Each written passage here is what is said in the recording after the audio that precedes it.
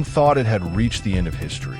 A golden age carved in marble and bathed in permanent sun. But beneath the surface, the rot was already hungry, because the Pax Romana was a lie. Even in the silence of the forums, the drums were already beating.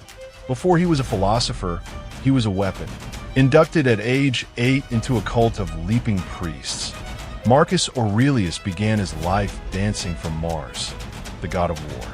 He was taught to chant in a language so old, even the Romans had forgotten its meaning. He was groomed for the siege before he could even read. The world would spend the next 40 years trying to break him.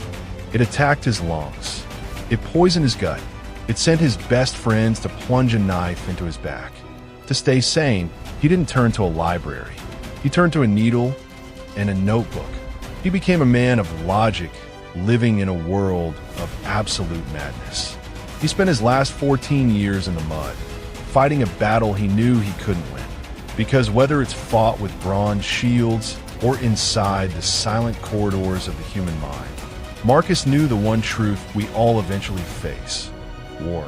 It never changes.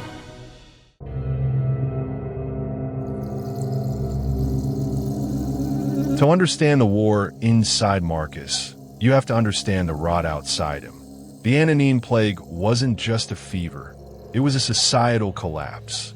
It moved through the legions like a scythe, turning 10% of the population into corpses. But for the emperor, the plague was a mirror. As his borders crumbled, his internal organs were following suit. This wasn't a sudden illness. It was a decade-long siege of the gut and the lungs. In the 2nd century, there were no miracle cures, only the endurance of the soul against the betrayal of the cells. Every morning, Marcus was visited by Galen. He wasn't there to offer philosophy. He was there to manage a drug dependency. The Theory Act was a masterpiece of ancient pharmacology and a chemical prison. 64 ingredients designed to paralyze the pain centers of the brain. For an emperor who valued reason above all else, this was the ultimate irony. The leader of the logical world was forced to govern through an opium haze. He was fighting a war on the Danube, but his first battle every morning was simply finding the strength to open his eyes without screaming. Night offered no ceasefire. Marcus suffered from chronic insomnia, the night terrors of a man who held the lives of 50 million people in his hands. It is here in the dead of night, while the opium dulled the pain but sharpened the ghosts, that Meditations was truly born. When he writes, "Waste no more time arguing what a good man should be. Be one." He isn't lecturing you. He is shouting at himself through the fog of exhaustion. He was a man desperately trying to stay awake in a world that was begging him to slip into the permanent sleep of the poppy. The environment was his third enemy. The damp, freezing air of the Germanic frontier was poison to his failing lungs. Every speech to the troops, every command barked over the roar of the wind, was a physical sacrifice. He was an emperor who lived in the most sophisticated era of the ancient world, yet he was dying in a mud-caked tent, shivering under furs that couldn't stop the cold from reaching his bones. This was the front line of the flesh, a war where victory wasn't conquest, but simply surviving until the next sunrise. In the mind of Marcus and his Dr. Galen, his body wasn't just sick, it was out of balance. They believed in the four humors, a proto-scientific struggle for internal dominance. Marcus was diagnosed with a melancholic temperament, an excess of black bile. In the 2nd century, this wasn't just a mood, it was a physical corruption that caused his stomach to cramp and his spirit to darken. Every bloodletting, every restricted diet, every bitter potion was an attempt to renegotiate a peace treaty between these warring fluids. He wasn't just fighting Germans. He was fighting the very elements he believed he was made of. Then came the smallpox. History calls it the Antonine Plague, but for Marcus, it was the collapse of his front line. It didn't just kill his soldiers, it killed his hope. Imagine the emperor walking through the rows of dying men, the smell of rot and vinegar hanging in the air. He had to touch them, to lead them, while knowing that every breath he took in those tents was a potential death sentence. This was the ultimate war of the flesh. It transformed the Roman Empire from a land of builders into a land of gravediggers. And in the center of it all, a man whose gut was already failing him had to decide if Rome was even worth saving. This is where this saint of Stoicism is actually forged. When you read Marcus' writing, pain is neither intolerable nor everlasting, if thou bearest in mind that it has its limits. You are reading the words of a man currently experiencing a gallbladder attack. He used his mind to draw a border around his physical agony. He treated his body as a strange country he was merely visiting. He wasn't trying to be tough in a modern sense. He was trying to detach his soul from a biological machine that was actively breaking down. As the first chapter of his war ends, we find a man who has lost his health but found his resolve. He has learned that the body is just a vessel of blood and bones that will eventually betray everyone. But the war of the flesh was only the beginning. To survive the mud of the Danube, he first had to survive the memory of who he was forced to be as a child. He had to look back at the cult, the masks, and the god of war. He had to face the war of the mask.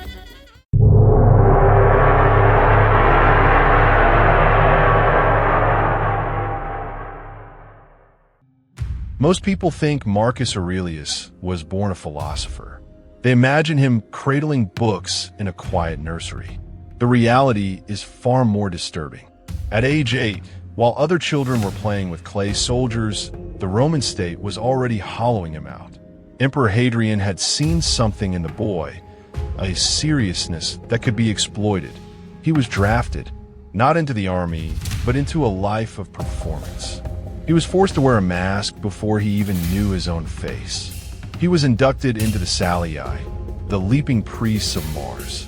This wasn't a choir, it was a war cult. Their job was to wake the god of war every spring. For weeks, Marcus was forced to jump, dance, and chant through the streets of Rome. Imagine the psychological toll. A shy, introverted boy, thrust into the public eye, performing high-energy, rhythmic violence in the name of a god he hadn't yet chosen. This was the first front line, the war between the private self and the public mask. They forced him to memorize the Carmina Saliere, hymns so ancient that by the 2nd century, even the highest priests didn't know what the words meant. It was linguistic fossilization. Marcus became the leader of the cult because he was the only one who could recite the gibberish without a prompter. While he craved the clear, logical Greek of the Stoics, his daily life was spent screaming archaic nonsense to a bronze shield. This is where he learned the art of the double life, the ability to act as a perfect Roman while his mind lived 1,000 miles away. The armor of the Salii weighed nearly 30 pounds. For a growing boy whose health was already fragile, this was physical torture disguised as a religious honor. But the weight of the bronze was nothing compared to the weight of the expectation. He was being groomed to be the perfect patrician. Every step he took in that dance was a step further away from his own desires. He was being taught that his body and his time were not his own. They belonged to the empire. The mask was being fused to his skin. At 12, Marcus tried to fight back. In a silent rebellion against the luxury and the masks, he began to sleep on the floor and wear the coarse dress of a cynic philosopher. He was trying to find something real beneath the gold and the bronze. But the state won. His mother and his tutors forced him back into the proper life. He learned a bitter lesson that would haunt his meditations. You can't escape the role the world gives you. You can only endure it. The war of the mask was won by Rome, but it left a man who would spend the rest of his life feeling like a stranger in his own palace. Marcus learned to play the part. He became the perfect emperor, the perfect priest, the perfect soldier. But as he grew older, the war moved closer. It wasn't just the mask he had to worry about. The people who helped him put that mask on, his friends, his generals, his family, were preparing their own knives. The war was coming for his inner circle. And in the game of Roman politics, betrayal was the only constant.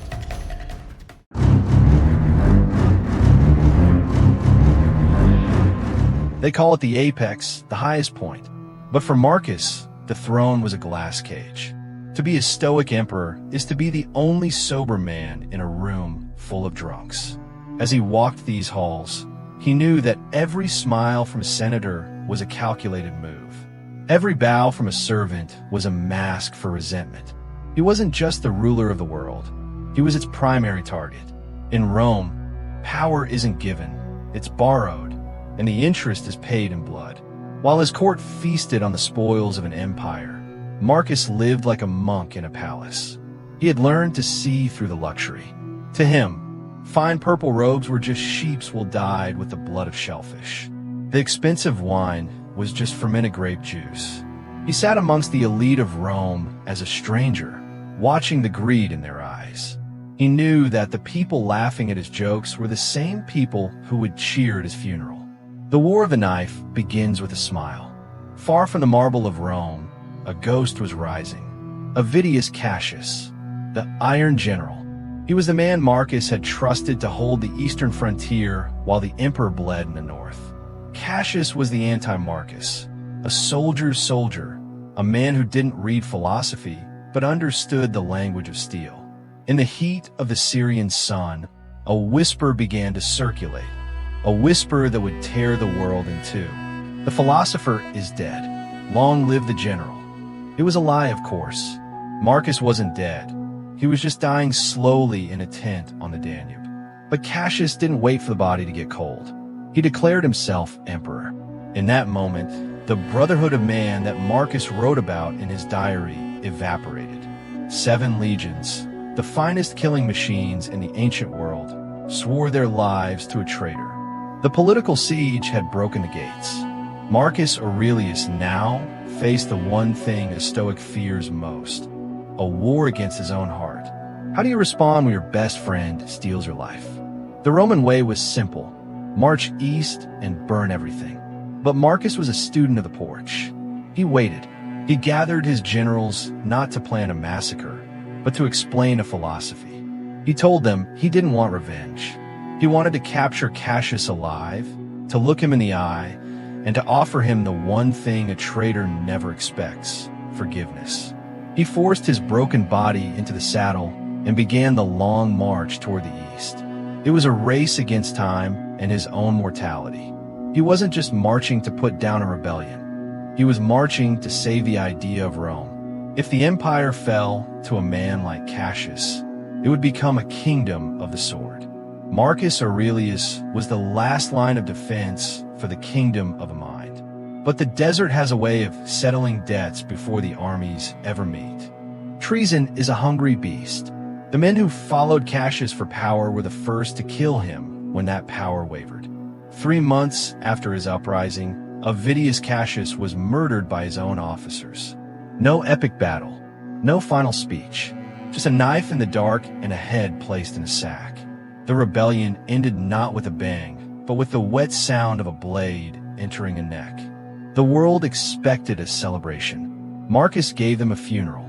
He refused to look at the face of his dead friend. He ordered the head to be buried, and he issued an imperial decree. No one involved in the rebellion was to be executed. He even refused to read the secret letters of the conspirators. He burned the evidence, not to hide the truth, but to protect himself from the poison of knowing who else had wanted him dead. He chose a calculated ignorance, a Stoic shield against the bitterness of total betrayal. But the knife wasn't just in the East. History suggests the betrayal may have started in Marcus's own bed.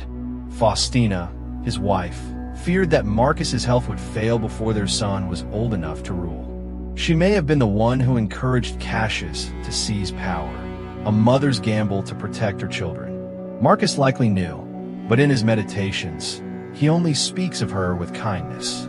He chose to love a woman who may have been plotting his replacement.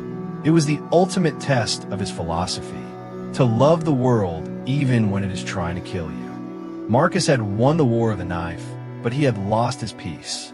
He had forgiven the traitors, but he couldn't change the nature of the people he left behind.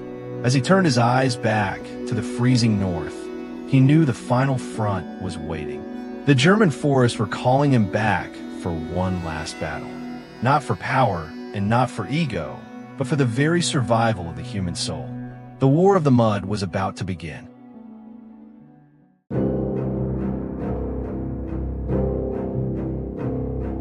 This was the end of civilization. The Danube wasn't just a river. It was a border between order and chaos. For 14 years, this mud was Marcus Aurelius's home. There were no marble forums here, no heated vats, only the relentless, bone-deep cold of the north. This is the War of the Mud, the final siege where the greatest empire in history met a force it couldn't bribe, couldn't reason with, and couldn't defeat. The enemies weren't just soldiers, they were nations in motion. The Marcomanni, the Quadi, the Sarmatians. They were fleeing a world that was already ending behind them. Marcus wasn't fighting for glory. He was fighting a tidal wave of humanity. He spent his nights signing execution orders for tribes who were simply looking for a place to sleep without dying. The man who wrote that the universe has changed was now desperately trying to hold the walls of the past against the flood of the future. He was a ghost ruling an army of ghosts.